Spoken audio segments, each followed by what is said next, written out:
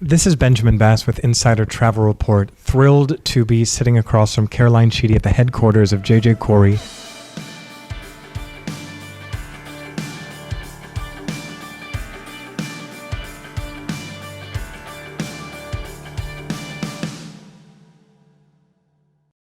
Caroline, thank you so much for joining us today. How are you? I'm very well, Ben, and it's been a pleasure having you both here with us. I love talking whiskey, and I love welcoming people here to our headquarters here at J.J. Correy Farm. Yeah, well, we've certainly felt incredibly welcomed. We just took a phenomenal tour, incredibly engaging and educational and delicious. And so I think where we would like to begin today is some of the history of J.J. Correy, as well as its evolution into how it became the recent successful business that it has become.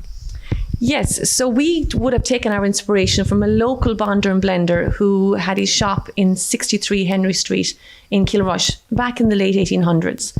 His name was J.J. Correy, and as I said, he had a thriving shop which sold anything from tea, whiskey, ammunition to his customers. Now, he was the local bonder, so he had a very, very successful whiskey bonding blend. And what we found out is that the bonders and the blenders were the main route to market for the distilleries back in that time. And what would have happened, especially in J.J. Correy's time, he would have sourced his whiskey, probably mainly from Limerick, and that would have sailed up the Shannon. And then he would have sourced his casks, because Kilrush was a very thriving port at the time. So he would have access to Caribbean rum, he would have access to bourbon, anything that would have come in on those ships. He would have handpicked them, brought them back to his shop, and then he would have matured his whiskey on site and then blended really flavoursome whiskies. Now, when Louise McGuan, who would have been our founder, when she started the whiskey company, she was originally going to do it from grain to glass, which meant that she was going to grow barley here on the farm and then put up her lovely stills and then kind of distill whiskey actually on site itself. But when she came across some information about bonding and blending, she changed route and she said, you know what? I am going to resurrect the lost art of whiskey bonding. And that's what she did. She became the first modern day whiskey bonder on the island of Ireland. And we're incredibly proud of her. Yeah. So I think bonding is something that for most of us, perhaps even for most of the world, bonding is something that we are not familiar with, right? And the double distilling or the triple distilling is more of the traditional route of, I guess, barley to table, right? So I think a simple question might be, how is J.J. Correy different than the majority of other whiskey manufacturers in Ireland? So we have actually created and kind of resurrected that lost art of whiskey bonding. And what we do is we source our liquid all over the island of Ireland, both mature whiskey and straight off the still. And we bring that back here to our farm here in Correy in West Clare on the Wild Atlantic Way. And then Louise travels the world in curating very unique flavours in casks, like bourbon cask, sherry cask, tequila cask, mezcal cask. We even have a Canadian maple syrup cask in our library of flavour whiskies here on the farm. And then she brings both of them, and then we marry them both here on site, and then they mature in those unique casks, creating this library of whiskey flavours that we have here on site. So we have now curated the largest library of whiskey flavours on the island of Ireland, and it is producing some amazing flavoursome whiskies. Wow. And in the beginning of this explanation, I think you very intentionally used the word liquid, right, instead of whiskey. Can you talk to us a little bit about your choice of phrase there? Yes, there on the island of Ireland, you have to have liquid which comes off the still. So that's a very, very clear, it's a crystal clear liquid when it comes off the still.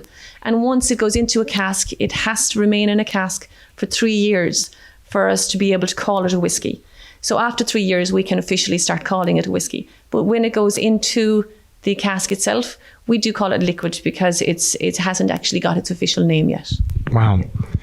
And so as you are building your incredible flavor library, your library of flavors, does that mean that one liquid is in one cask for the entire time, or do you really pull a little from here, a little from there to create really nuanced, complex, delicious flavors?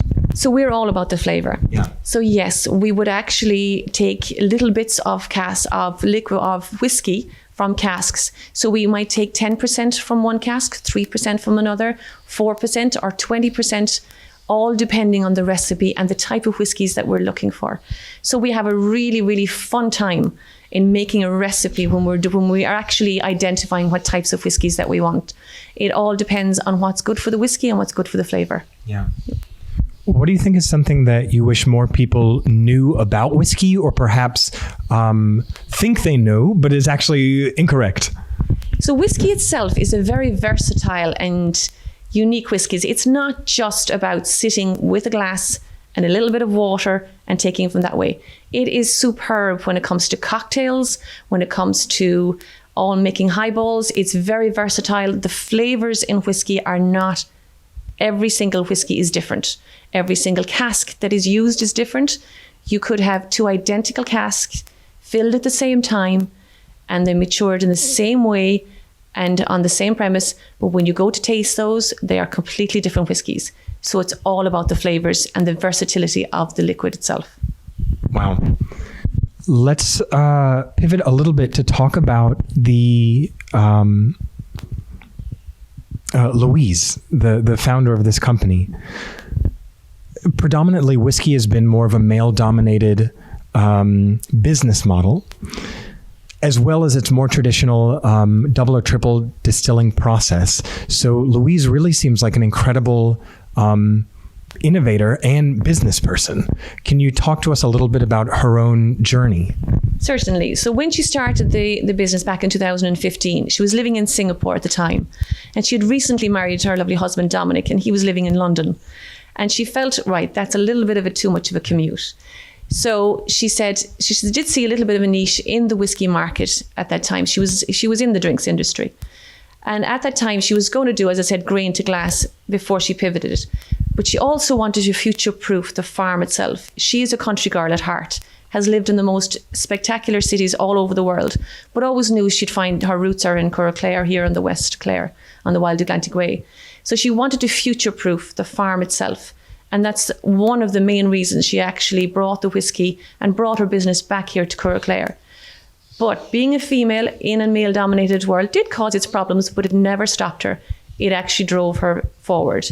And she became the first, not just female founder of a whiskey business, but she resurrected that lost art. So she became the first bonder on the island of Ireland. Yeah, just absolutely incredible. What a story. Lastly, wrapping up our time here, such a beautiful farm and headquarters that you have. What do you think is something that you would really like your guests to walk away with after their time visiting the J.J. Correy headquarters? I would like them to feel like they were immersed into a story, into the tales of whiskey itself, that we put them to work. We got them to open casks, something that they never, ever would ever be able to do anywhere else. It's a unique, it's immersive, and it's knowledgeable. Like, we just don't talk whiskey, we talk history about the area. I want them to feel like a sense of purpose for being here and why we put so much passion into what we do and why we do it. So I want them to walk away with a feeling of warmth and a sense of belonging. We can absolutely double down on that. Was an exceptional experience. And I think one of the best things about this entire day has been, in addition to being so warmly brought in and educated and activated, the whiskey itself is absolutely world class. I mean, it's stunning. So thank you so much for coming. We've had a wonderful, wonderful time. Once again, this is Benjamin Bass, Insider Travel Report at the J.J. Correy headquarters. Thank you so much.